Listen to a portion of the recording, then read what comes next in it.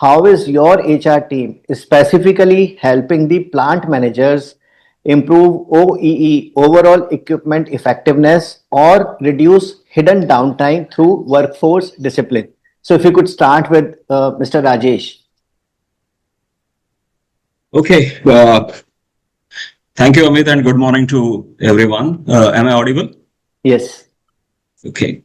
Yeah. So, see, you started with the proposition that manufacturing is a game of margins, and manufacturing HR particularly has a role on improving the margin or reducing the costs. Okay. So this is a larger question. And a subset of that is your overall equipment uptime or equipment effectiveness. Yeah, because the other components are efficiencies and productivity. So we will tackle that, in a different question, so to say. But the first is overall uptime or overall equipment efficiency. To answer that, see, look, there are four broad components to it. Okay, which affects the machine efficiency. So one is obviously the quality of machine upkeep, and it has a direct role with maintenance, how well maintained and timely maintained those machines are. That's very important. Second is the capabilities of operator, and when I say capabilities, I'm referring to the hard skills. So whether the operators know how well to operate those machines. Third is the attitude. So I may have the knowledge or a skill in terms of handling a particular machine or operating it, but I may not have the attitude. Yeah. And that would result in bad handling, and then the machine is not performing at its optimal level. The next dimension is the inter-departmental collaboration. Okay, and this is a very important one. So whenever many of you would be from manufacturing or engineering, automotive, so there are these concepts where moments where you change machine dies, and that is something wherein you see a lot of action or running around happening. Many times the man would be idle, the machine would be idle, and the answers would be, okay, ye kyun khali hai? So there is no engineering person. Engineering person को पूछो तो क्यों नहीं है, तो I don't have the necessary tools. So if you ask further कि why there are no tools, then they would say वो store से मुझे issue नहीं हुआ. So those kind of things happen. So the issue is about collaboration and good interdepartmental collaboration. So that's one big area. And the last but not the least is safety. Because any safety incidents, howsoever small it may be, but that results in downtime, and it also has very demoralizing kind of an effect. So what we consciously do is focus on these areas, and in HR, our HRBPs and our HR managers are trained whenever they are on the shop floor, and especially manufacturing HRBPs. They by design they have to spend most of their time on shop floor. Okay, by design, there is no, if you are in that profession, then you have to be on the shop floor and watch. So you have to develop that kind of an eye, okay, to observe these things. And any of these are amiss, then they obviously need to report, they need to get into a dialogue, and then depending upon the level of seriousness, it is escalated and relevant people are roped in. So that's my answer. Thank you. Thank you, Rajesh. So I'll give a summary of all the answers I'll try to give at the end of this round. So let me invite Mr. Sankalp Shakunt to share his perspective. Hi, good morning, and it's a privilege to be here with among so many people who have so much experience, and very positive start by Rajesh Vaidya ji, that he said you need to have an eye. Absolutely. Because it depends also on the stage of that industry. So if it's a startup, is it a greenfield, it's a brownfield, so many names being given, but it depends also on the age of that industry or that company. But what I would say is that a lot of emphasis many times is given to either operational or it is given either to strategic. We think that operational, we get lost in operations, or we get too tied up with strategies, making presentations. So there has to be, number one, there has to be a balance. So for example, Operational activities are extremely important, but many times those are more about reactivity. Once something happens, we react to it. But I would say that being strategic is most also equally important, because that brings in some proactivity, that brings in some stability to your long-term vision.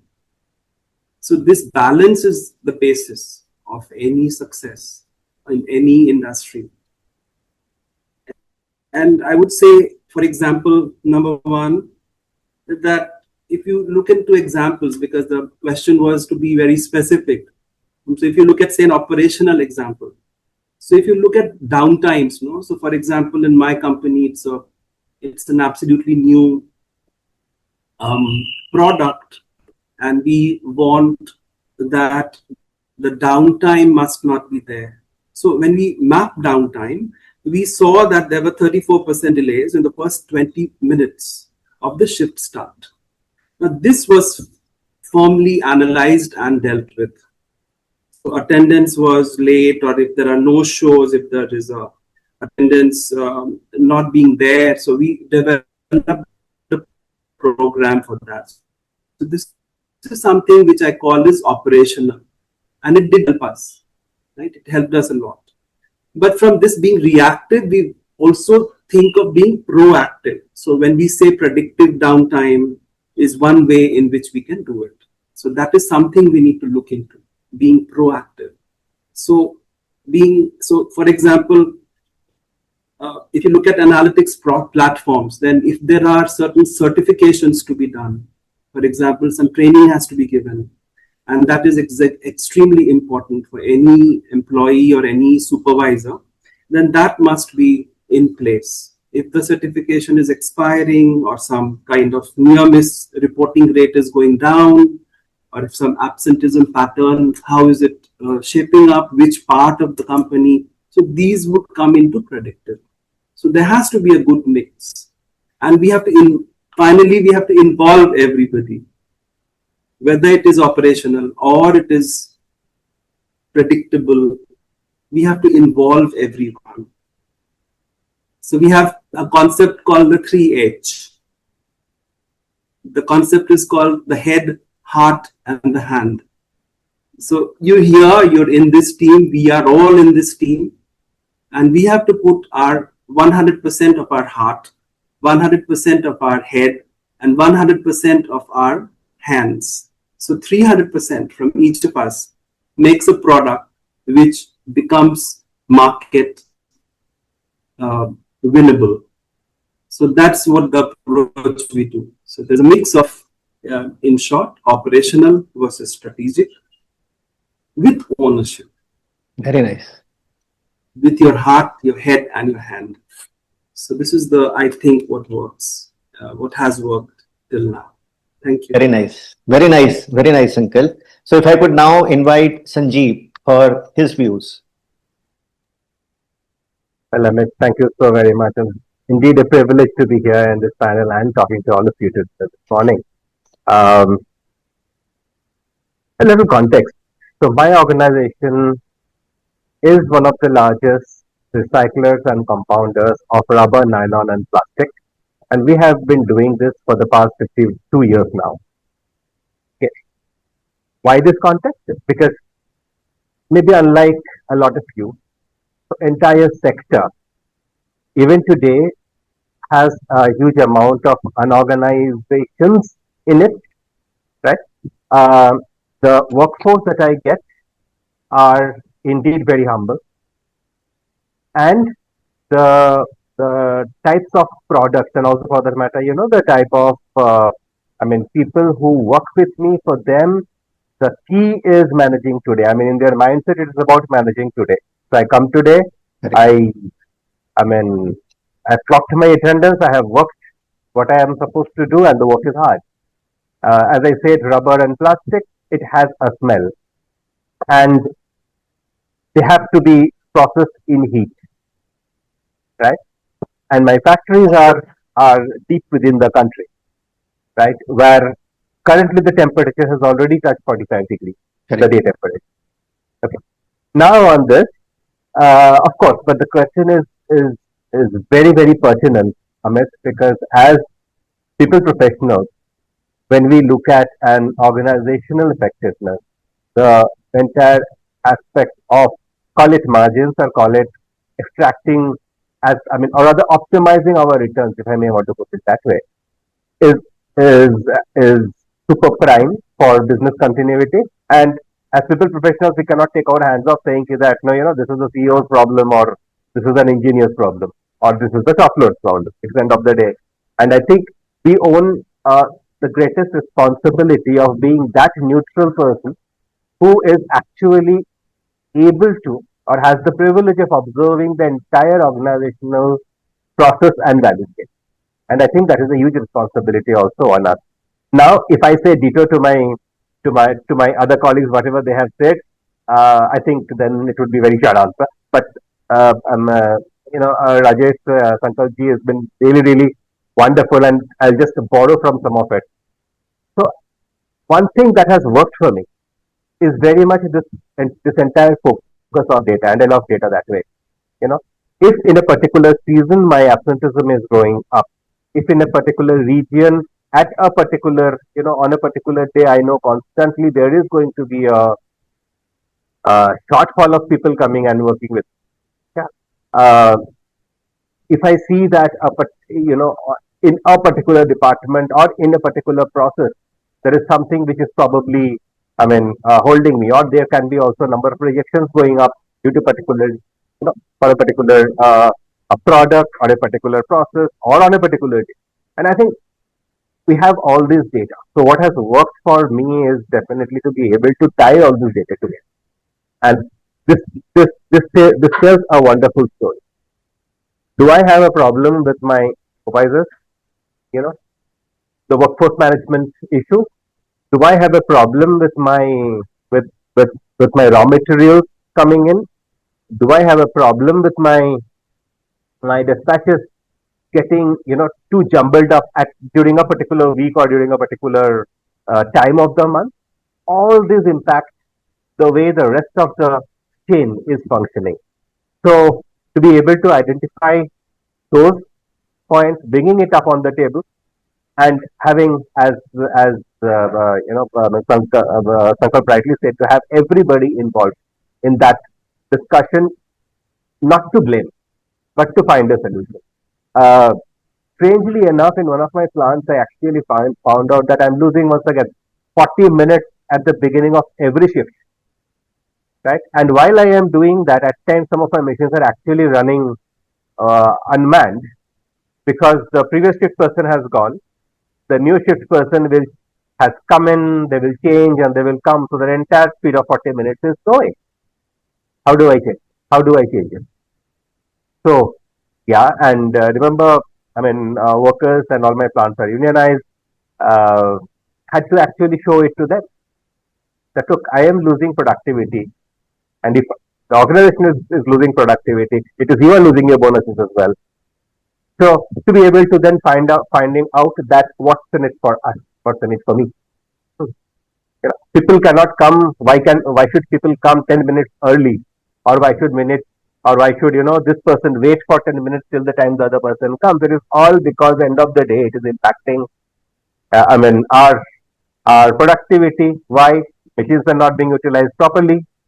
So I think the role is uh, once again to be able to create that story, to be able to create that entire, call it bonding, but a shared ownership. Is it essentially our job? Is it not the CEO's job? Not at all. But however, I think we have a big role to play to empower the CEO or maybe facilitate this happening in the organization. And end of the day, when the organization wins, we all win. Correct. My 2 cents on this. Thank you. Thank you, Sanjeev. If I could now invite Abhishek to share his perspectives. Yeah, sure. Thanks, Amit. And I know there have been some good discussion and points which Rajesh and Sankalp and Sanjeev have just brought in, but few other things to add. I think, one, I think, and which I think Rajesh also alluded to, is the downtime, OEE, right? How does this impact not only the machine, the shop floor, the plant, and also the larger organization? In a very simplistic way, if we can help the operators understand the relation of this to the larger impact on the purpose, the direction of the organization, I think that's one thing. It's like, hey, if this happens, this leads to maybe higher costs, and which means that we become a little uncompetitive, which impacts our sales, which hence impacts our bottom lines, maybe shares and whatever, right? So at a very simplistic level, because that then, the operators at the very front end are able to relate to the larger purpose, how their work, is really meaningful for the organization. Where does it create impact? So to me, at a very simplistic level, one of the things is, that. And the other piece which I'll relate to, and which is with the context of the degree of automation that is happening across on the manufacturing shop floor. And so what it means is, with increased level of automation, we not only need to really invest in enhancing the technical capabilities, but also the soft skills. And I'll come to why both are important, right? Because as we are going ahead, the shop floor is becoming highly automated, and it's a combination of human machine interface which will really do wonders, and how operators are really able to constantly keep up with the technological advancements in automation, right? So to me, that's one key. The other piece is, as these enhancements, advancements in automation and technology are happening, one of the biggest things is how our plant supervisors, HR teams, and plant manager really playing their role as a change leader. To me, it's very important that we equip everybody to drive change and be the change leaders, for these changes which are happening up there in the shop floor. And one of the other key parameters is, how do we have some KPIs and metrics very closely related to OE? I mean, and the regular, people metrics. And again, some of my previous panelists, they touched upon that. And I can, share examples, right? If there is, how can we have attendance architecture as an OE lever? So what that means is, we do maybe a shift wise absenteeism heat maps and figure out that where the hidden downtime problem is. And it's not just about the culture. We need to have a monthly review system where we do this heat map and figure out that there are certain pockets where absenteeism is leading to downtime, and then go into the root cause analysis and then intervention. So very, I would say, methodical architecture in linking attendance to OE lever, right? For example, other metrics can be, we link wherever there is a micro stoppage happening in the line to skill gap. Again, and it's not about, blaming, but it's more about where do you need to invest more in training. So if we figure out through this analysis of stoppages to skill gap that there are those 20% of operators leading to some 80% of the stoppages, and what is the root cause in terms of the skill gap, we address that, right? So that should be a matrix which should be followed, right? And I think overall, I feel that HR, for those who are joining new, I mean operators who are new on the line, we should have a very tightly linked metric, something like in the first 90 days, linking time to competency for the new operator with the OEE. How much time did it take for the operator to be competent on that line, and what was the impact on OE? That kind of KPI for new operators. So I'm just taking some examples where it's not only about change leadership, constant enhancement of skills, but also tightly linking some of the people metrics with things like OEE and downtime. And in the end, HR has to be on the seat in all these reviews, related to plant, whether it is OEE or downtime, to have a very effective impact and linkage. So to me, those are a few things which come to my mind. Thank you. Thank you, Abhishek. Now, if I could invite Mr. Vikas to share his perspective. Thank you. I think some of the very good insights which have come, I think I reflect upon that in different ways. But talking about broadly two things in the interest of still not being repetitive, but reiterating. One is we look closely with respect to accidents.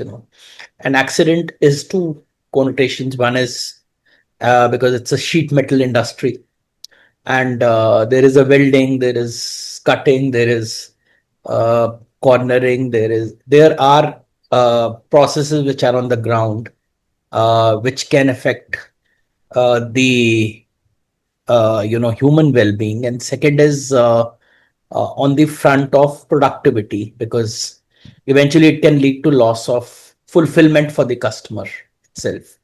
Now, accidents can be looked at in two ways. One is how processes could be tightened more. Second, how skills could be worked out.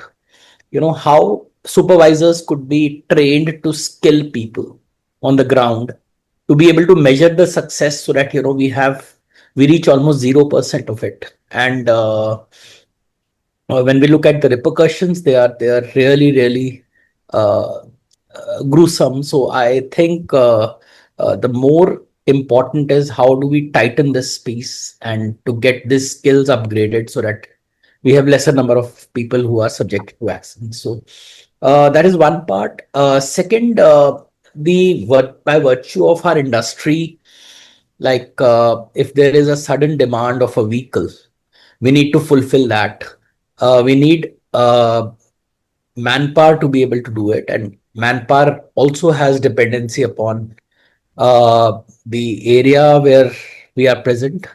Secondly, the time of the year we are present, because there could be a festival when there could be scarcity of workforce. So I think how we could create an automated tool to be able to create that change, and to have a labor supply, which could fulfill the need of the customer. That is very, very important, and which is very cyclic, which is very sometimes, we need to also create a predictive model of how we could get manpower to do that job, and how we could arrange for the workforce in that dynamics. Third important part, which is certainly sometimes overlooked in a manufacturing sector, and we focus on our succession planning at corporate level, and we focus a lot on how we could get successes for some of those critical positions. I think effective succession planning at mid to junior level management, and ensuring that the role holders are held responsible and they could be helping us to create those future, manufacturing leaders under them, is very, very critical. I remember my last organization, we had about 4 or 5 plants, and we certainly needed, because the people who were plant heads were reaching at a certain stage and age. We needed people who were second liners, and I think conscious attempt was to create that ownership amongst those people to be able to create a successor without getting into anxiety of what will happen to them. But co-create through, if there is a skill, through education, if there is a skill through some kind of project exposure in an alternate plant, so you can move people across plants, or you could have an experiential assignment given for a period of time so that people could upgrade. So looking at these exposure, experience, and education, looking at this whole piece together, and give the ownership of the creation of the second line to the role holder, can help in creating the similar matrix that we create at a corporate level, at the ground level also. It also gives a lot of confidence when we hire people from different kind of pedigrees, and still put them on ground roles and then upgrade them, because eventually the source is the same.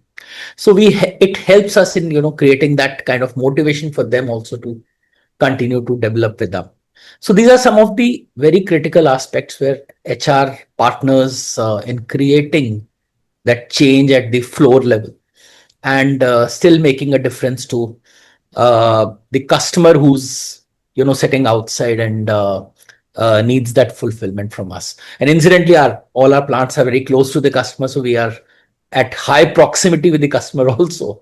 So that also makes a difference, right? Thanks. Thank you. Thank you, Vikas. Now, if I could invite Anil to share his views. Thank you, Amit.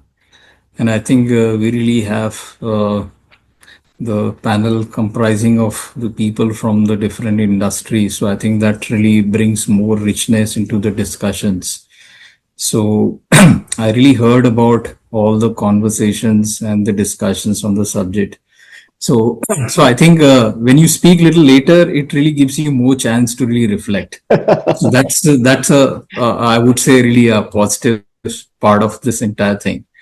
So we were talking about the OEE. I was just wondering, at a ground level, practically at the plant, whose skin really comes when we really talk about this particular parameter? If we say from a very conventional terms, if we talk about OEE in conventional terms, it surely will be one of the KPI of the production manager. And the HR people, like the other kind of functions, are also really there. Now, how do we first of all really make all the functions, including HR, into the skin of the game? Because if we see in India, from a OE perspective, it's about 70%, it's more about discipline and capabilities, and 30% probably on the technology side. So how in the organizations, and specifically, how do we really ensure that if we really, for example, currently are talking about OEE, there are others, including the HR function, who come into the skin of the game? And what are really the mechanisms and the processes which exist? So, for example, in our organization, so I really currently work with an organization which is a leader in the flow solutions worldwide. And we cater to all the kind of industries. So I'm sure with a lot of our other panel members, there will be really mechanisms which will be there in the plant by which, including HR, these really will be also the kind of shared goals which will be there. So a lot of organizations will have a TPM as a way of working in the organizations. Now, when each of the functions are really discussing about the key KPIs which they are really targeting on, I'm sure on the face of it, OE really will be part of the production manager KPIs. But then the discussions go further deeper. In order to really have the production manager achieve this OE, whatever the kind of targets, how the other functions and the departments are going to really help and align to what is really expected.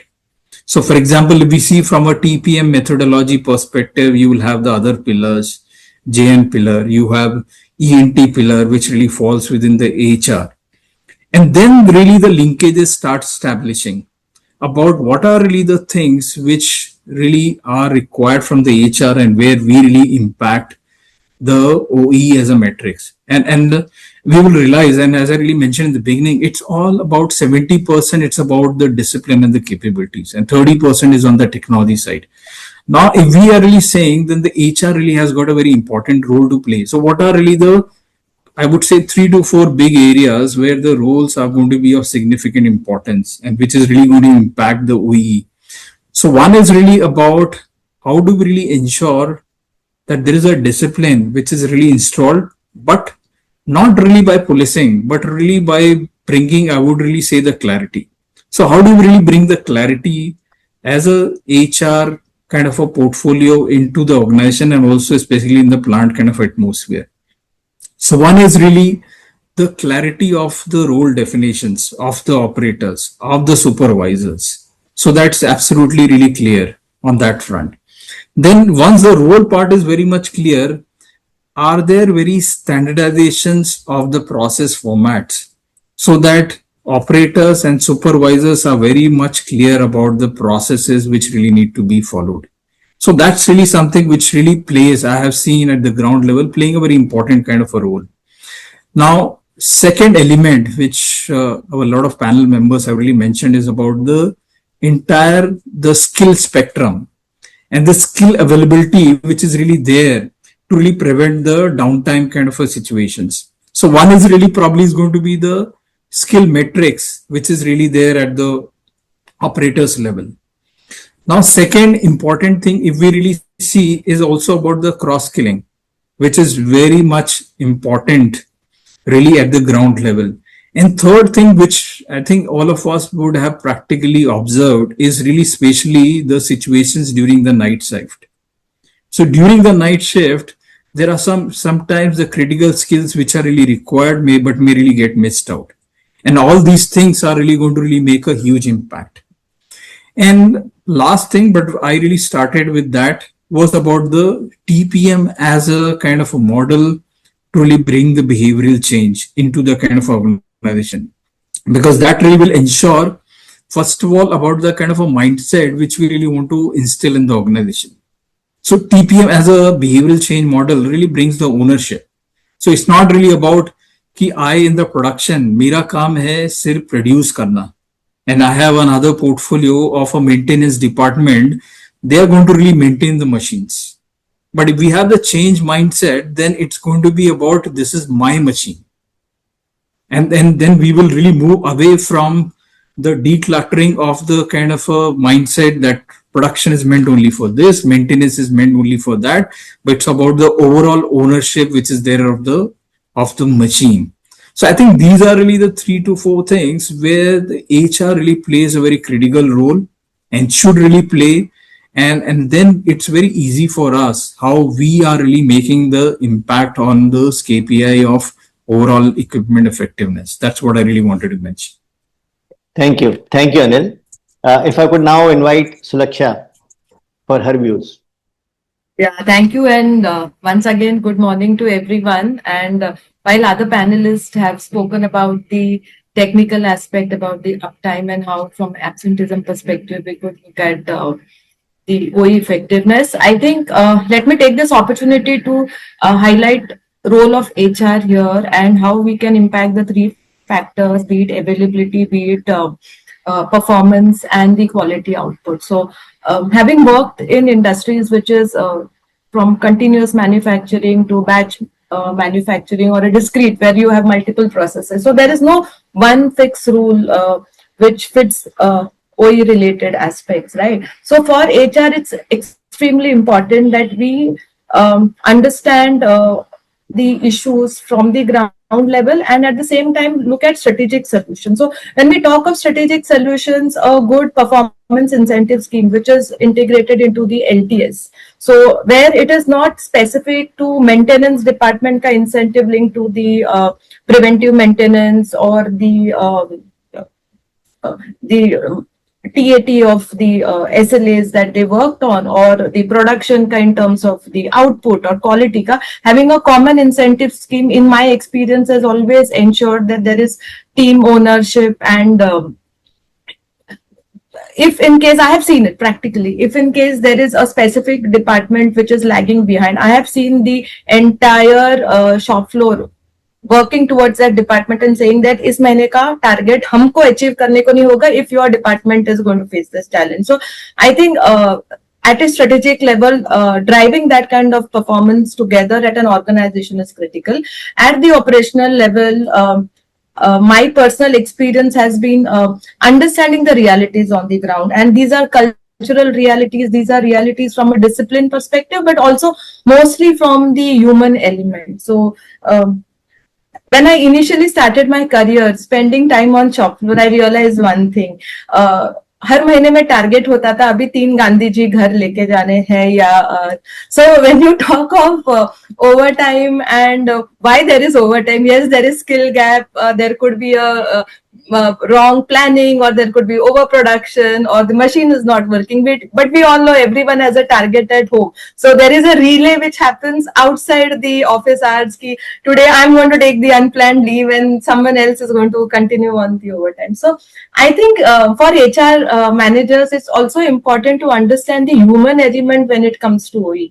And the third important aspect is engagement and discipline. Why I say engagement and discipline? Because these are two sides of the same coin. So the moment I see engagement going down, the indiscipline increases, and vice versa. So I think when things technically come to a closure, when the technical team is not able to find a solution, it comes to HR, and that's where we play a role when it comes to engagement and discipline. So one small example I would want to share.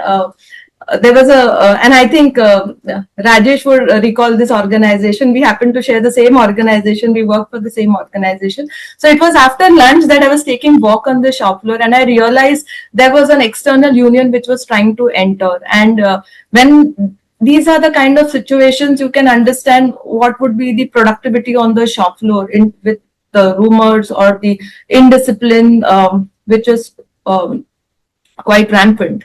And that was a time when one of the workers decided that he was on a job. It was a process equipment and heavy fabrication work. So the job was at 25 meters from the ground, and he stood there and he said, I'm not going to do the fabrication. I'm not going to enter this vessel and do the fabrication. And the work came to a stop. So this was an unplanned unexpected kind of a situation, and this was where if I was since I was there on the shop floor, the entire supervisors, engineers looked up to me on how could I find this figure out a solution, because safety was at risk, production was at risk. So I think understanding the human pulse in that situation and coming up with a solution is critically and equally important. So I think we wear different hats while we partner with our technical teams and the manufacturing teams and help them from the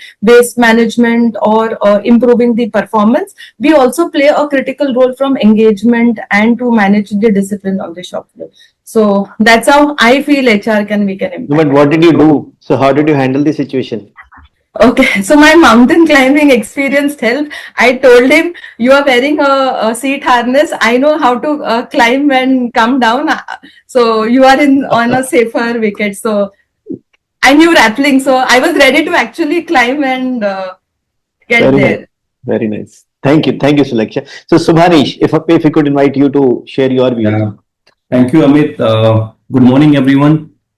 I think it's become very challenging, after listening such a rich perspectives, from all my senior colleagues. I think most of the things I would say, I think we have covered as an HR fraternity. But I think there are a few things, if I feel I can add some value. I think I would like to start with one small situation. For example, if we look at, there's a 2 a.m. at the shop floor, and the production stop. There is the issue with the quality.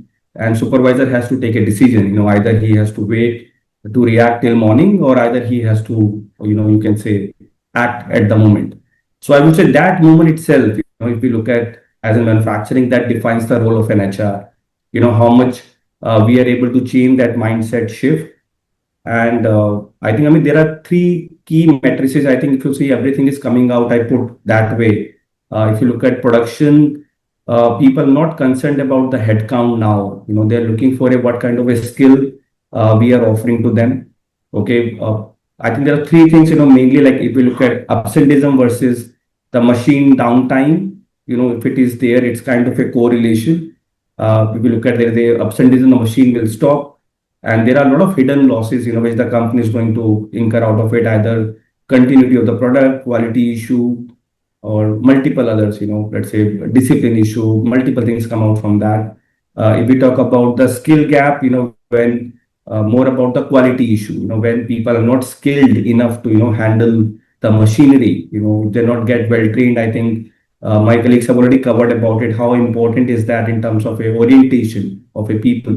Those are handling a critical machines. I will come up with what we have been doing in our organization at Simpolo as well as my earlier organization, and then attrition in a critical role. In terms of when people are leaving. Somebody who knows a subject matter expert. Who knows certain composition of the product, either settings of the machines, where people are unaware of it. And this is like people like, especially in the manufacturing setup, those are legacy old organization, like the 50 years old organization. People have a lot of insecurity in terms of sharing those skills with others. So how as an HR we can put a system around that, creating a good knowledge management, knowledge transfer to be happening on time. I think these things overall, somewhere impacting the OEE if you look at the overall organization. So there are multiple initiatives, in my past organization, present organization, we have taken. So for example, like handover process, for example, especially the shift starting time, I think that is a time when you are able to save some time. I come from the garmenting background in textiles, where, if you are able to channelize those 30 minutes initially, how smoothly the handover can take place. So you are able to increase the output. I think where as an HR, we have to work on the floor with the operation guy, how we can enable that process faster in terms of, knowledge transfer, in terms of handover of a plan of a day or a shift through the process and systems. I think that is what the HR role comes, and how you facilitate that, and how you are able to define the supervisor accountability. That is equally important, how people get treated on the floor. So I think that is, something which is going to game changer for an organization in terms of reduction of an absenteeism. You see some departments have less absenteeism, some have more. So because of, how the people are effectively managing their own people down the line. I think this is very, very important, and especially the skill gap. I think what is the need of an art today? I think we have to be multi-skilled. So if you see today, all of us are, coming from the HR background, but we are talking about efficiency, we're talking about value laws, we're talking about business. So we are, although not studied those things as a part of a curriculum, but there's no option left for us. We have to understand how these things get operated, operational level. Same way in an organization, we should have an inventory of people where we can say, okay, this person is a multi-skilled. Let's say if somebody is trained on X skill, how we can add some new skill to him, and a structured way process, and how we can create 1 into 10. Let's say one person can train other 10 people, and creating that chain in the organization. So where people get rewarded as well. So I think there has to be reward system by which people should motivate it. Okay, I'm a multi-skilled guy. I'm an all-rounder. Like in cricket team, you have an all-rounder, somebody you can just pull as per the requirement of the need, right? So same way in an organization, we have a multi-skilled people focused way by which we should be recognize them. Either we map them in organization. Okay, this is my wound where I can utilize in terms of a crisis. I think then your OE actually come out very easily. And then mapping of a talent. Let's say in terms of succession, sometimes we see because machines are very sophisticated today. Because if the person comes, he will take some time, and especially when things are manual, right? If they're machine driven, they just go through the 1, 2, 3, 4, 5 steps, and machine is on the go. But at the same time, what is required? The decision making. Same time, what is required? Different level of how you interpret the numbers which is coming out from the machine, the signal which is coming out from the machine. So people have to have a backup of those talent on the floor to improve and seeing the overall you can say aspect. It has to be looked at holistically. When you have to look at the business where HR is actually delivering the business. It is not delivering. You are talking about attrition is there. So how it's impacting your productivity. Last thing I will talk about, we have to move away from the matrices where we talk about generally HR. I think we have to talk about, I think we already started talking about that language when we talk about output per person, how much he's producing, revenue he's generating. Okay. So I think those things are actually the game changer from this perspective. And I think thank you so much, Amit, for bringing all of us together on this, and there are a good number of people here, so I'm sure they will get benefit or something, if they want to understand more into that. So we can further dwell on that. So by this, I will stop here. Thank you. Thank you, Subhanish. So I'll summarize towards the end because of time constraints. People who Sure. have questions, you can park it with you or you can type in the chat box. We will come back to it later. So let me straight away move on to the round two.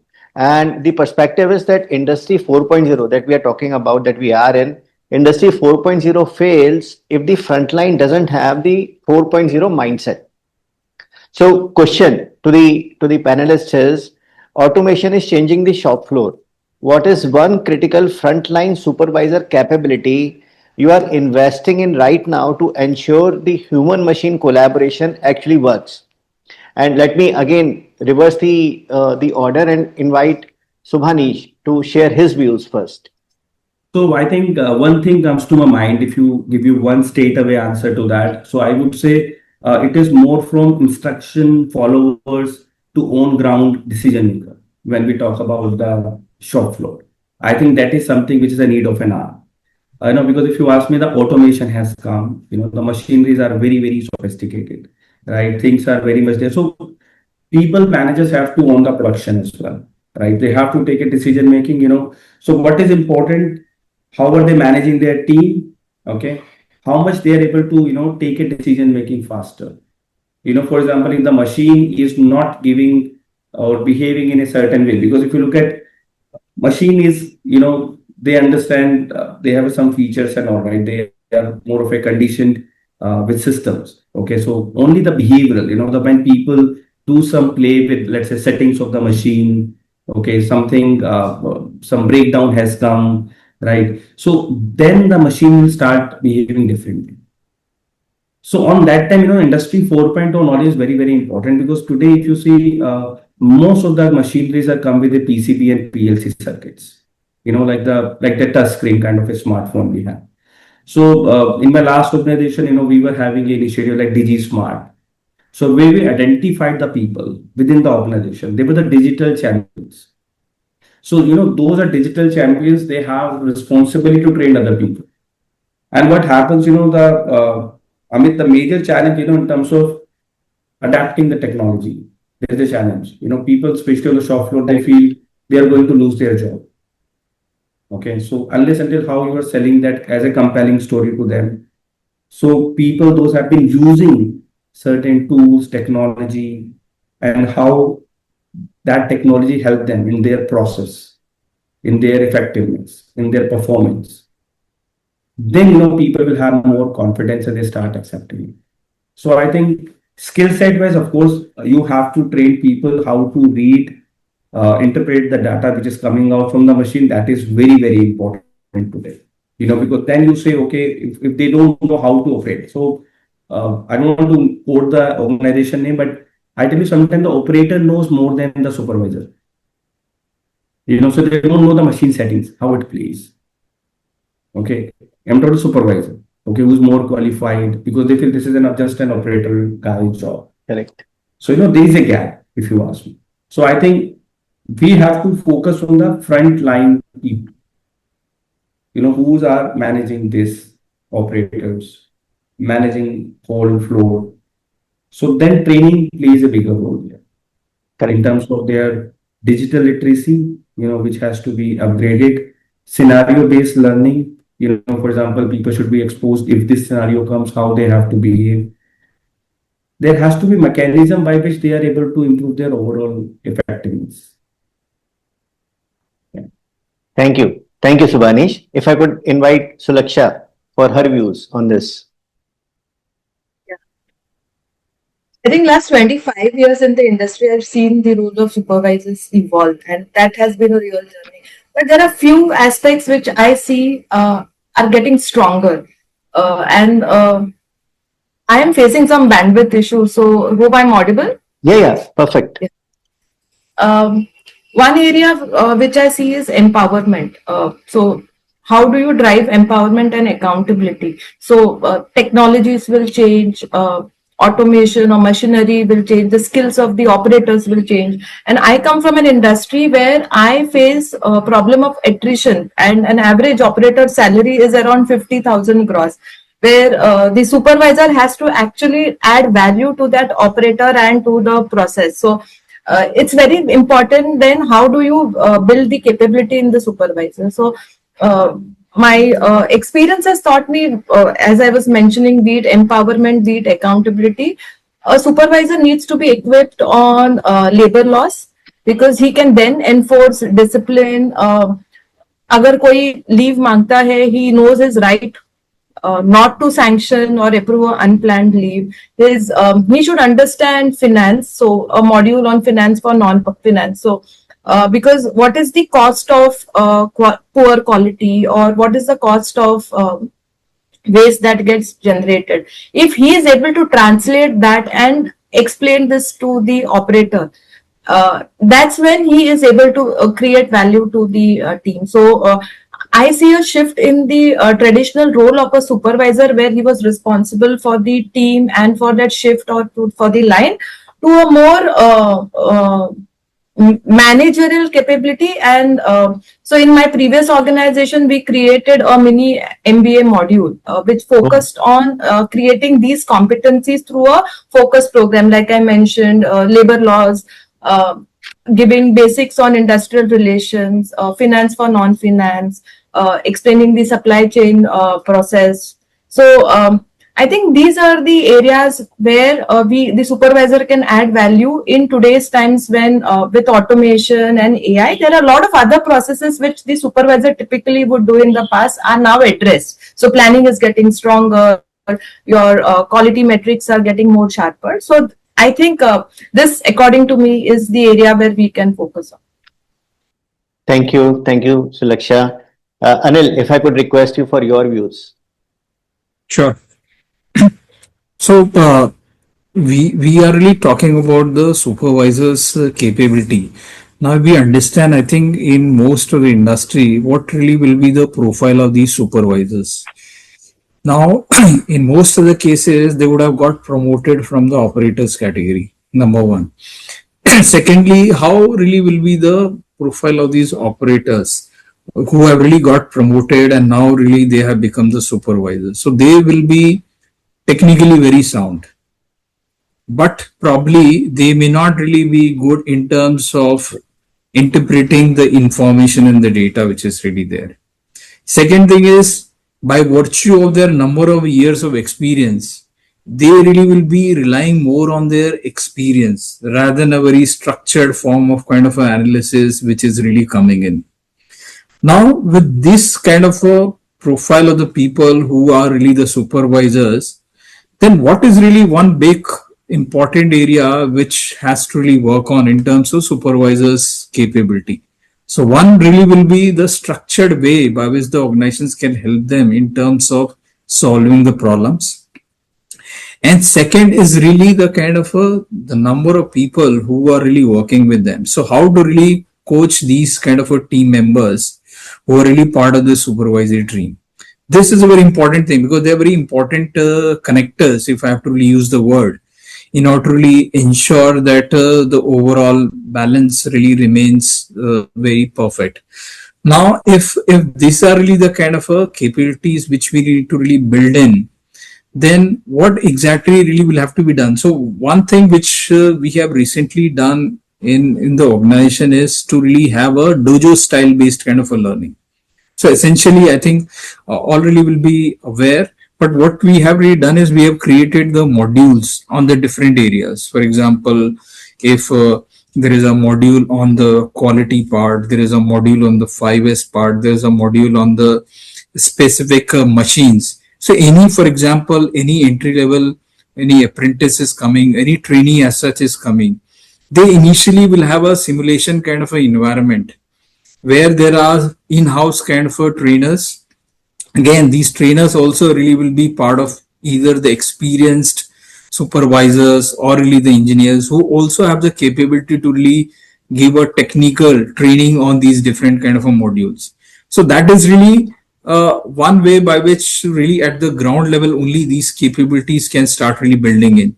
Secondly, even if, for example, these supervisors really are moving from X to Y kind of roles and they really have been doing in one particular area only, then from the organization standpoint, while they are really operating their current role, they really can also be developed on the other kind of an areas, so that even their fungibility also really increases from time to time. So that is another thing which we really had really been doing. And what I had really observed and experienced is that, as I really mentioned in the beginning, their experience is fantastic, and they are technically very sound.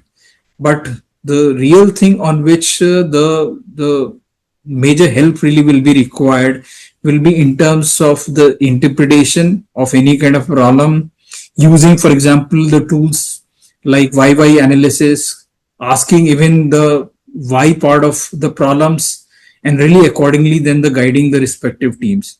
So those are really the fundamental areas where the capabilities are really need to be built. And probably I feel that if these capabilities as such are going to really be built, then we can really see the impact of it really at the ground level. The impact really can be probably in terms of the kind of minor stoppages which are really there. Those really can be fixed very comfortably. Then another important probably area will be the way these people as such are really acknowledged, and those all things really can be helped more like I would really the supporting mechanisms to further motivate them, and also further also helping them in terms of taking the interest in terms of building their own capabilities. That's what I would really mention. Thank you. Thank you, Anil. Vikas, if we could have your perspective, Industry 4.0 mindset. Yeah. So when I'm looking the mindset, it's really challenging all of us, because I think I was looking at the stats, and about 60 to 70% is the new generation Gen Z that we are hiring. And typically on the ground, the mindsets are totally changing in terms of how we used to treat the workforce, how we are treating this workforce, or how we are supposed to treat them. Now, I go with my co-panelist, like when they said that the instruction levels have to change. And it's not only instructions, how we treat people, how we treat our workforce. We might have our rules to follow in terms of timings, flexibility, etc. But somewhere we need to get to understand how this new generation is feeling. And I'm talking of irrespective of whether one is sitting in the boardroom, at the corporate office versus on the floor. The generation is talking different. And, particularly when I do a cohort of leader-led sessions with some of this kind of workforce, the very new insights comes in terms of what do they expect out of supervisors, what motivates them, what is really which is exciting them to be with them. And I come with the similar philosophy as Sulakshya, because we are also facing heavy attrition, and I think the attrition is primarily broad at this level. We really need to see that is our skin in the game with this generation or not. So to understand few motivators is very important, including our time versus their time, understanding how the timings are changing, and this is how sometimes I find them very focused into work.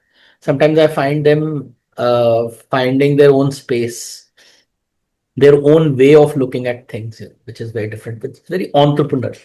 So again, giving them opportunity to present their views, considering their views in terms of processes, and sometimes it could be very innovative to get them out of operations and collaborate in finding different ideas from them in terms of how we could improve the process. So co-ownership with them is very, very important. That is point number one. Second, learning also has to change. Now, when we talk of learning, I'm primarily referring to one of the academies that we started in. The academy had three portions. One is typically knowledge, skill building. You list down skills and skills which are not required. You build those skills. And other is coaching them to exhibit those skills properly on the ground. And the coach is the supervisor. Supervisor is trained to become a coach. And third is when this is on the value chain, seen on the floor as an assembly process, see how it fits in well as a process.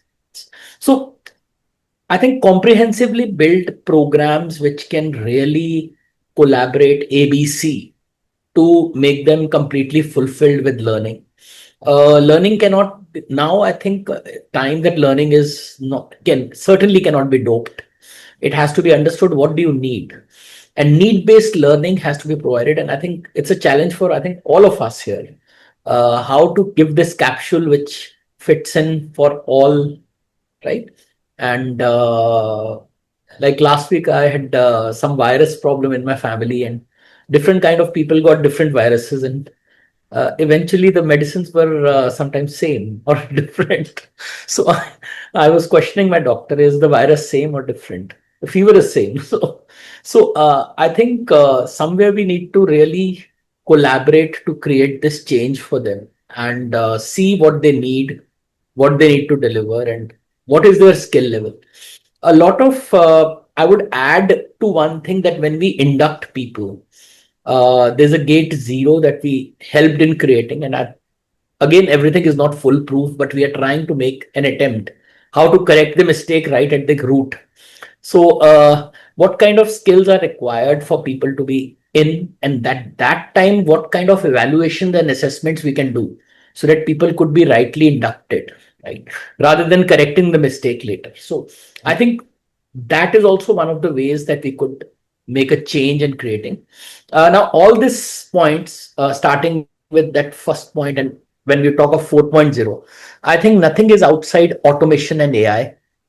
So all in all, we have to educate our people to at least graduate their levels to understand this subject more and more. We had our agentic AI discussion with certain level of leaders, and then we moved it down.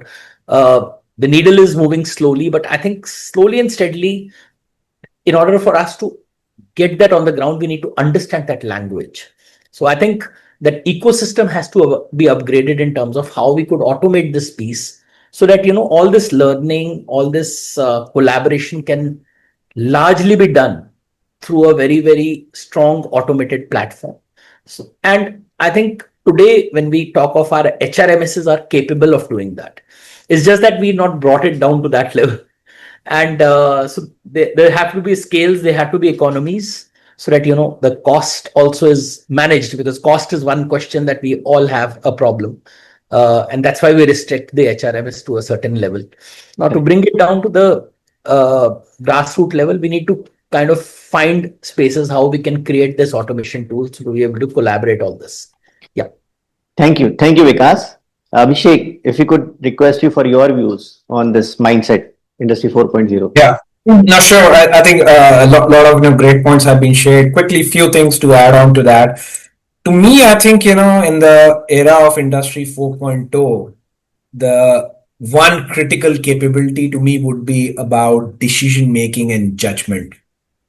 In the intersect of people, process, and technology, which today's shop floor operator has to manage, right? And so to me, it's about not just managing the people on the shop floor, but also the interface of technology. And I think, a couple of things, how we can build this capability, the judgment capability. So, and where it happens. So for example, in today's automated world, the operator gets a, pop-up that, there's a malfunction in the line. Now the operator, the capability of judgment comes whether the operator should override that or kind of, go with the alarm or just kind of, ignore it, right? So that's where the judgment capability comes. And it is more and more becoming important in this, industrial 4.0 scenario. And couple of ways by which we can enhance or develop this capability. So things like, we can have much more structured exposure of the operator to our, control systems or SCADA, right? Even though they may not be on a day-to-day basis operating directly the control rooms of SCADA, but having some structured exposure through interventions or, training. The other piece is simulated scenario-based training created for them, right? For them to, particularly around the human machine conflict areas, right? How do they decide or how do they judge during those moments? The other piece is maybe, they can be paired, and this can be again a peer-to-peer learning. They can be paired with supervisor. I mean, these supervisors can be paired with automation engineers whose job is automation, but these supervisors then, maybe, 2 to 3 hours per week in a way just to shadow, how do the automation engineers look at automation, and hence supervisors themselves enhancing their capability about this. So I think some of these things to me are really will help enhance that one key capability, which to me is about judgment, for the operators and supervisors on the shop floor. Very nice. Very nice. Thanks, Abhishek. Sanjeev, your views, please. Try to keep it short. Once again, the shortest answer would be editors to everybody. We're talking of Industry 4.0, but actually Industry 5.0 is also on, and not on manual, it is live today, right? And 5.0 is all about the human tech experiences as we are talking about, right? And I'm sure, all my colleagues have touched upon on that. So currently, the challenge that I face is the old school versus the new school. I'm not purposely bringing in the term Gen Z over here. It is there and it is going to stay. But the supervisors, now I have two sets of issues. One is my workforce in certain places, they are very much used to what they were doing 30 years back. Yeah, I have people who have spent their second generation, at times third generation, parts of the family is also working with us. So one is that, and when the supervisor comes, the supervisor is a new person, right? Supervisor is much younger to them. How do a younger supervisor be able to manage the elderly teammate? The converse is also true. The operators are educated, they come with their degrees, diplomas, certificates. However, the supervisor has actually probably graduated from being an operator. So for them, the way their supervisors would have treated them at that point in time becomes the way I must continue, right? Correct.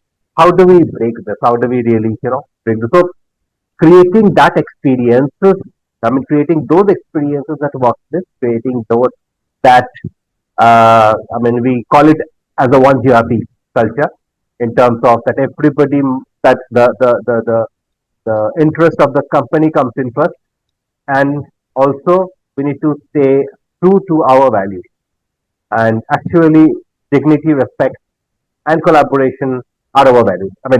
Parts of those, right?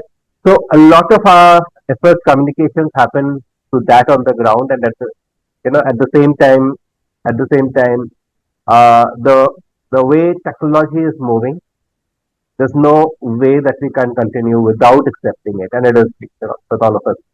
So how are we really bringing the technology at work, and how are we making it accepted at work? Also by creating certain processes, the incentive mechanisms. I think Sulakshya had touched upon the production bonuses and so on and so forth. So, which are now, it is the entire work group actually are focusing toward, or are made to focus on one set of targets or one set of KPIs, right? So both tactically from the entire human collaboration, and adding the machine bit to it is what we are focusing, and I'm sure it's going to be fun doing this. Thank you, Sanjeev. So Sankalp, your views. Yes, so I would say that last time I spoke of how every stage of the company and is different, and so therefore the interventions will be different. But what I saw till now, what we all have spoken is that we are in a stage of our nation which has really built up today after 75 years, and we are looking at a new attitude. And I would say that the best thing that has happened is that each of us want to contribute, each of us want to grow, each of us have that entrepreneurial spirit, whether it's at any level, worker, supervisor, or me, or anybody. So that's the best thing that has happened in India today. So we are all entrepreneurs. I think we are all feel entitled also. That's where many times this comes, with democracy thriving so well, or however you call it, the entitlement part has grown. I am entitled, and that has to be recognized. So the other. And the third part, I think, is about entertainment. We are all used to getting entertained.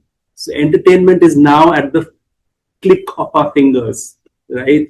So I think the best skills to be done is about that how discipline helps, right? How quality is not about compliance, but it is about your contribution, about how you can be an entrepreneur by being by contributing to quality. So these are the skills, I think. So the difference between a skill and an attitude is blurring. So an attitude has also become a skill, I would say.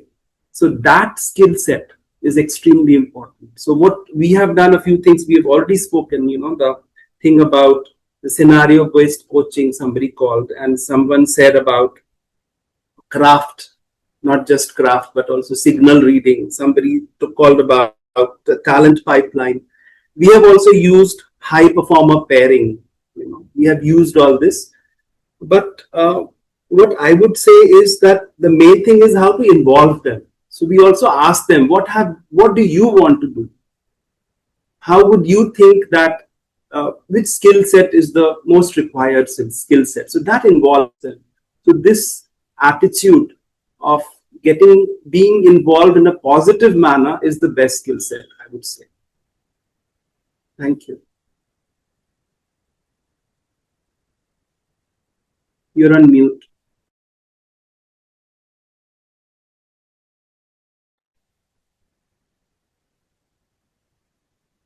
Amit ji, you are on mute. Sorry, Rajesh. Sorry, your views on this, Rajesh. Look, the newer technologies have been coming and will keep coming. So it is, we talk about Industry 4.2, and also now the talk has started on 5.0. The issue is, look, one has to be very pragmatic in technology selection. Okay, whether it suits your business model to begin with. Okay, that is the first question. And what are the elements of technology that you would like to adopt? So those are the material questions which I think at CXO and boardroom we have to discuss. For us, the decision framework is fairly simple. While we decide on any technology, there are layers on which we decide. One is safety. It is going to improve our safety. Is it going to improve our environment? Yeah, so that is the second thing. Thirdly, is it going to improve our productivity and efficiency of resources? And then the another layer is if all these tests are passed, okay, then whether it makes financial sense.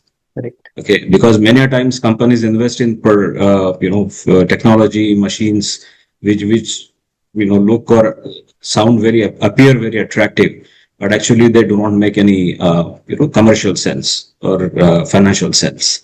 So that's absolutely important. Now, once we decide to go ahead with some big investment, the one thing which I think we need to communicate very clearly to our people, that whatever happens, you're not going to lose your job. Correct.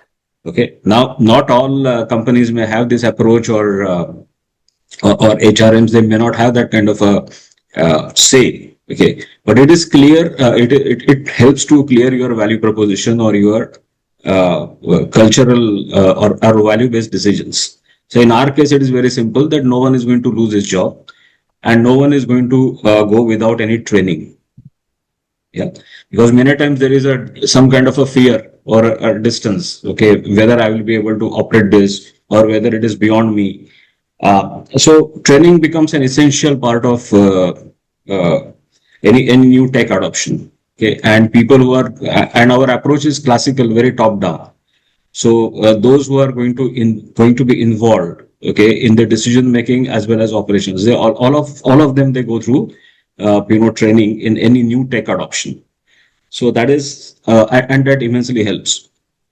Now the question is about the frontline supervisor, so immediate supervisor.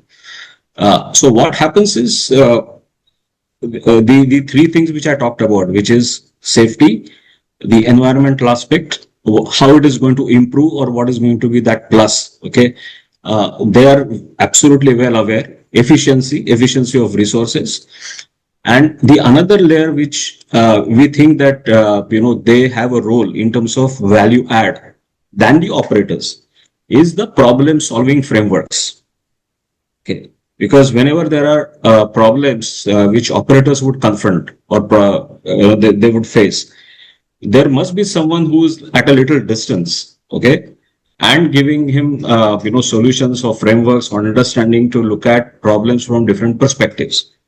And when this kind of a partnership happens, I think there is an immense bonding which happens between operator and supervisor.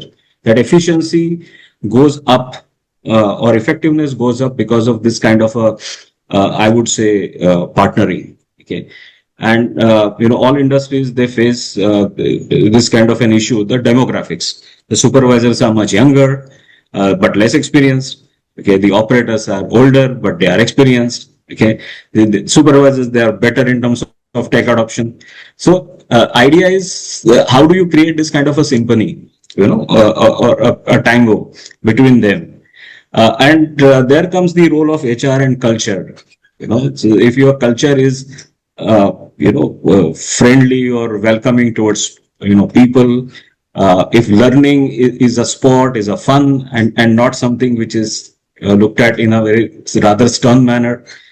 So when these things happen, then I think the technology adoption becomes much easier, much faster.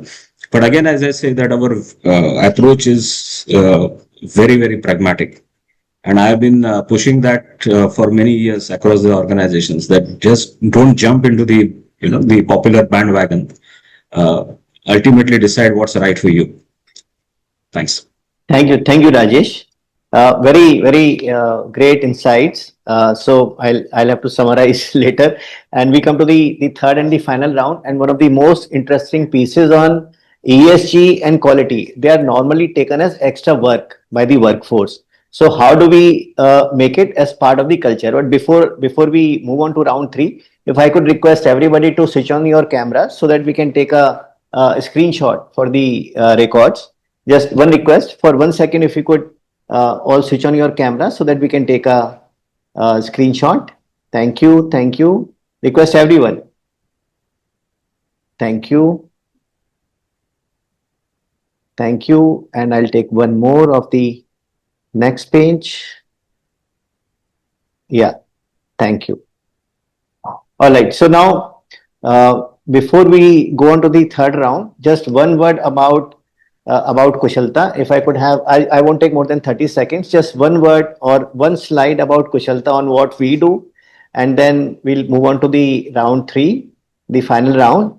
And this is about Kushalta, what we do. So we have a basket of services. We're starting with growing sales, where we empower managers to deliver 20-day on-field coaching. So managers are empowered to actually coach, like supervisors are empowered to coach the operators.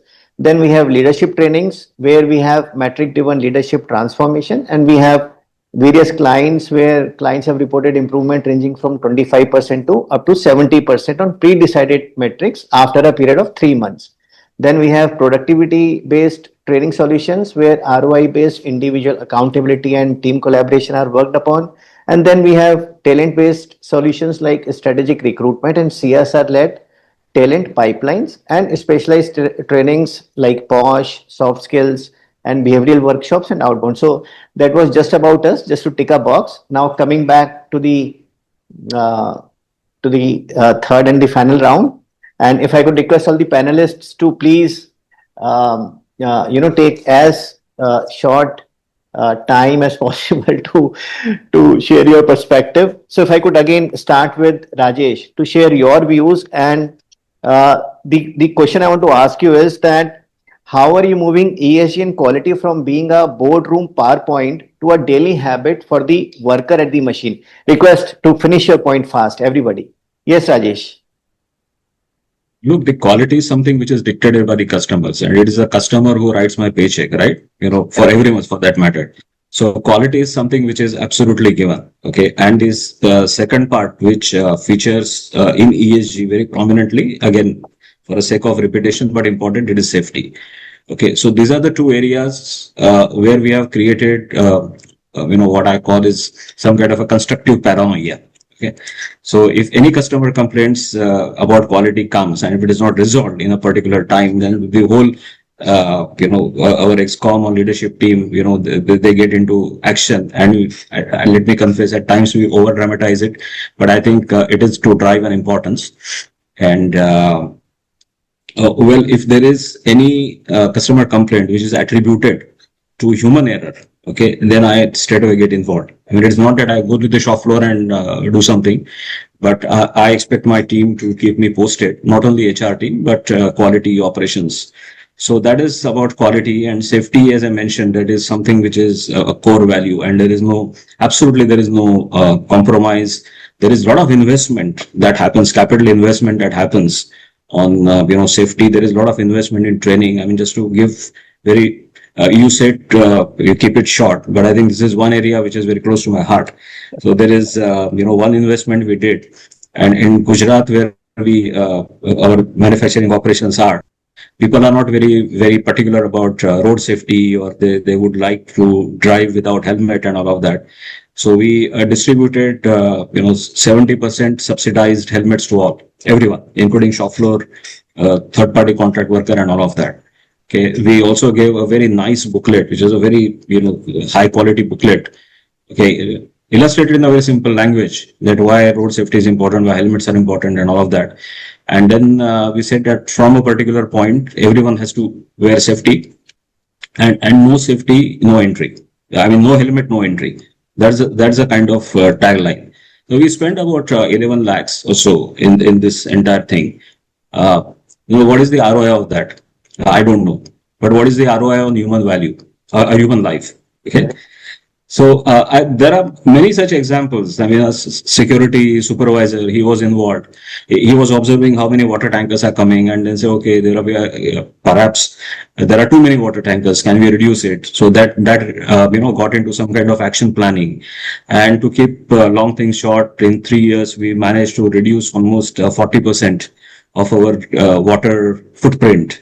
Okay, then इससे सभी water कम हो गया, तो tanker भी कम हो गए, तो अपना pollution भी कम हो गया. So in boardroom language, what he was saying that your water footprint has gone down and your scope 3 emissions have gone down.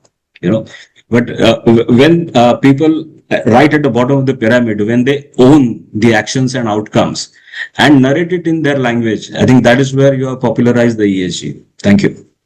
Thank you, Rajesh. Sankalp, your views. Yes, so ownership of quality is what is the best way to do it. So even not just in the production areas, but in the non-production areas, so to say, which is how commonly used. So like our canteen is certified by FSSAI. Very nice. As our wellness is certified, our housekeeping is certified. So when we say quality, we have made it a matter of pride. We have made it a matter of contribution by each employee, each individual in whatever they do. So the culture is when they come in, then from then. So we make sure that are they conscious of quality? So there are 3 standard questions when we recruit. The 2, every step of whatever we do, we tell them that your work is your product. The company's product is, of course, the final product, but your work itself is your product, which must be of quality and which is really working. And we are at it. Thank you. Thank you, Sankalp. Sanjeev, your views, please. See, being an organization into sustainability for over half a century, at least from an environment perspective, from an overall sustainable practices perspective, I think it is very well sanctioned in the organization thought process, call it DNA of sorts. When it comes to reporting, etc., and all, and also to be focusing on what we must do and what we will consciously not do. There are a lot of training interventions, a lot of hand holding, etc., and plus communications also come in. Now, quality, as I think Rajesh very rightly said, the end of the day, quality ensures our paycheck, right? So, and at the most ground level, it is passed on, and for the type of processes that I have, lot of quality of my end product also depends upon my initial raw materials, on which I don't have the control because it's all end of life things coming in consolidated, and so therefore also going into, I mean, just one step backwards to all my suppliers saying that you must focus on ABCD so that to ensure that that iron products come in the way the customer wants. A lot of investment has happened, a lot of experimentation has happened in using AI to ensure this entire value chain, goes quality complaint free. And the other quick thing, there are very, very, very stringent targets, or very aspirational targets that we have taken on on most parameters of ES. Be it green energy, today I am 30 to 35% completely on green energy, going into target is 50% in 2 years. No fossil fuels being used in the organization, and so on and so forth. So yeah, a lot of other things like we are now casually focusing on individual safety outside the premises. So Rajesh, I borrow your idea about helmets on the road safety thing. But it all comes with that one word of ownership Correct. in everybody. Thank you. Thank you, Sanjeev. Quickly, Abhishek, your views. Yeah, maybe I'll be quick. Some points are weird, but I think important thing is that ESG being a sustainability ownership, or quality being a QA ownership, it should be with ownership should lie with the operator, the supervisor, frontline guys, and how that happens is to really embed the behavior so that it becomes a habit. Simple things like visual quality standards should be just displayed right there in front of the machine. Whenever there's a defect, it shouldn't be a QA person coming and inspecting and doing an RCA. It should be the individual operator along with supervisor doing the RCA. So it's both accountability plus learning going together. And similarly for ESG, it's again visually displaying on an everyday basis what did they achieve which was sustainable. So much of water was deployed, or so much was electricity was utilized on the machine in this shift. Similarly, really calling out what micro action each one of them taking, which was instead of kind of having a poster or something at the start of every shift in the shift meeting, starting with what did we do differently yesterday on waste. So I think some of these, and of course recognizing some of these behaviors. So to me, I think some of these behaviors will actually embed and make both quality and sustainability a habit rather than it just becoming a poster or something. So Correct. those are a few of pointers from me. Thanks, Abhishek. Vikas, your views, please. Yeah, I'll be a little quick because we are ahead of time, and some comments also as well. So I'm just quickly talking of centralizing versus decentralizing, and we have already spoken about it. Rather than centralizing everything to the HO, we need to decentralize it, and decentralize very smartly. Create a co-ownership of few functions. What we did was a co-ownership of sometimes HR, plant HR with ESG, ownership of operations with ESG, co-ownership of safety with learning and development teams down the line, including the supervisors and managers so that they can execute all those safety programs down the line. Again, co-ownership in terms of creating visual effects at the plants. That means visually these all signs should be very, very clear and very clearly visualized so that people understand through visual screens. Also, nudges on the mobile at right times to the people can also be centrally placed through a communication team going down the line, and let supervisors spend, say, 5-minute break in explaining what that nudge means, and I think a lot of collaboration, co-creation at that level could make a lot of difference in terms of executing it on the ground. Thank you. Thank you, Vikas. Anil, quickly your views, please. Yeah, sure. So I'll just take just quick 2-3 minutes to talk about it, considering the time. So I think the way I look at it is more from systems as well as from a people perspective at the ground level, at the shop floor level. So at the system level, it really will get reflected in the kind of a processes which we have. For example, there will be ISOs, there will be audits, there will be a checklist. All those things really will be there. So we really ensured that some of the ESG and quality related agendas are really reflecting in these kind of a processes. Now, second is from a people perspective. So when we really talk to the people at the operators level or at the supervisor levels, and when we are really discussing about topics like energy waste or water issues, are we explaining them in their own language, because they will really understand from a cost perspective, or really whether, for example, if there is a water issue, then it's really the survival mode, or we're discussing about the safety. So at the end of the day, every family really wants that their family members really come safely. So those are really the kind of introductions or the connections by which people really understand. Last but not the least is, see, whatever is really the kind of a process or everything we talked about, ultimately the people at the shop floor will look at the visible actions which the company or the plant is really doing. So for example, whether in the plant they are able to really see a solar rooftop, whether there is a water recycling mechanisms which are happening in, there is a separate waste segregation which is really happening in, there are specific safety measures which have been taken in. So in that way, whatever has really been mentioned to them is also being translated into action by the organization, and at the plant level is something what we really have been driving it. Thank you. Thank you, Anil. So, Sulakshya, your views. So I will look at ESG at two levels. So ESG is important because now organizations are looking at materiality of environment and social aspect apart from the financial materiality, and that's not just by mandate but also from ensuring a sustainable future.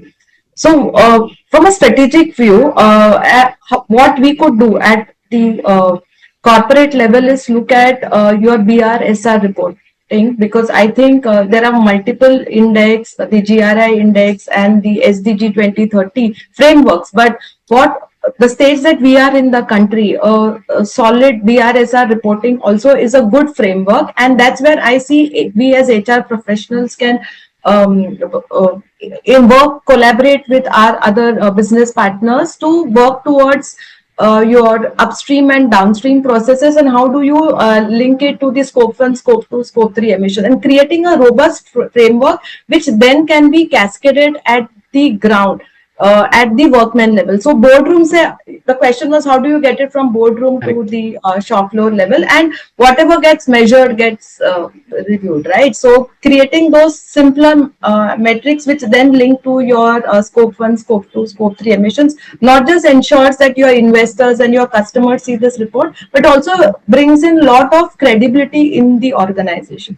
The second area where I think when I look at the role of HR on the shop floor, that's something I would want to share. I come from flexible packaging industry. We work on plastic and we work with consumers, the Unilevers, the PNGs of the world, who are very, very conscious about the supplier governance. So I think how do we communicate to the workmen? And here I would want to share an example where we deal with PIR and PCR. PIR is the industrial plastic which gets recycled, and PCR is the consumer plastic which gets recycled. So it is not just today when we talk of circular economy, there's lots consciousness and reportability which is getting embedded into the business performance in terms of it is B2C and C2B. So business to consumer, consumer back to business. So how do you, and that's where the workmen have to take that extra effort, because recycling virgin plastic, the efforts taken, using a raw material in form of plastic versus a recycled plastic. So unka performance parameters need to be simplified and communicated to them. So it's a change management and making them understand and realize, and that's where I see HR playing a critical role. Correct. Thank you, Sulakshya. So Subhanish, for the final words on this. Yeah, thanks, Amit. So I think, Amit, one thing is coming out very clearly if we look at, listen to everybody. I think there's a one thing, I think operator, especially working on the shop floor, he doesn't relate, he doesn't understand what is ESG for him, right? He doesn't understand that. What is a sustainability score for him, right? So how we can simplify in terms of, communication part of it. And I think I will go, it's about behavior, it's about mindset change, when it's come to that, reduction of wastage, when it's come to zero rework, on the ground, and the quality, I think I just borrow the old theory. I think this is like Jeremy from British philosopher talked about carrot and stick. I think carrot and stick, which is something actually going to change the behavior of a people. I think that's a reality. I think where the good behaviors towards, ESG has to be rewarded well, recognized well by the organization. So there are forums, if you talk about quality circle forum in India, okay, there's a solution scheme where people should get platform to show what they are doing it and how it's helping the organization as well as individual.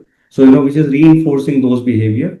And then it's come to stick, there has to be some consequence when, the things are not followed the way it has to be followed, which has to be more sustainable. Because if you see today that, especially look at the textile industry, the water is, something very precious, if you look at as a resource. It's not, although it's easily available today in India, it's not a challenge, but how particular we are about natural resources when it's come to use as part of it. For example, the energy, the uses of energy, like how much we can reduce our carbon footprint.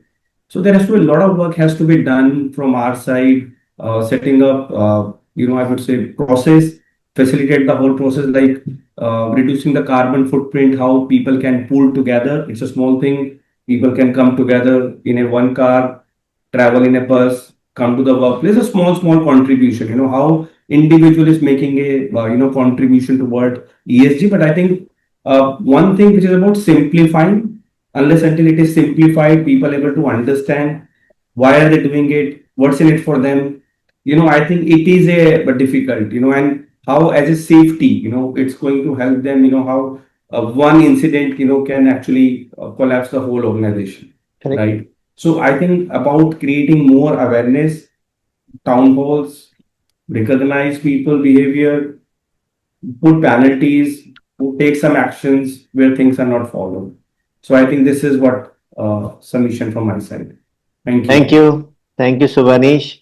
So I think we were able to finish in time, 10 minutes overdue, but lovely insight. So I don't have time to summarize because we have overshot the time. I have made a recording of this and I'll be sharing a summary with all the participants and all the panelists. So thank you, everyone. Thanks for giving us time, the panelists, and thanks participants for taking out time to join. Lovely messages. I'll share these messages with the panelists in case. I think just to add here, Amit, I think there is a one question I'm seeing. I think Ganesh has written that inclusive is, of course, is a part of that. So for example, I'm sure all our panels here, we talked about that, but we have not touched about how we are working in terms of, creating a culture where not focusing gender neutral, I would say, creating an equal platform when it's come to the people and how we can create that perspective for the overall workforce. Yeah. So what I'll be doing is I'll be sharing these questions. I have recorded this. I'll be sharing these questions with all the participants and your answers. So I'll compile all the answers and share with everybody.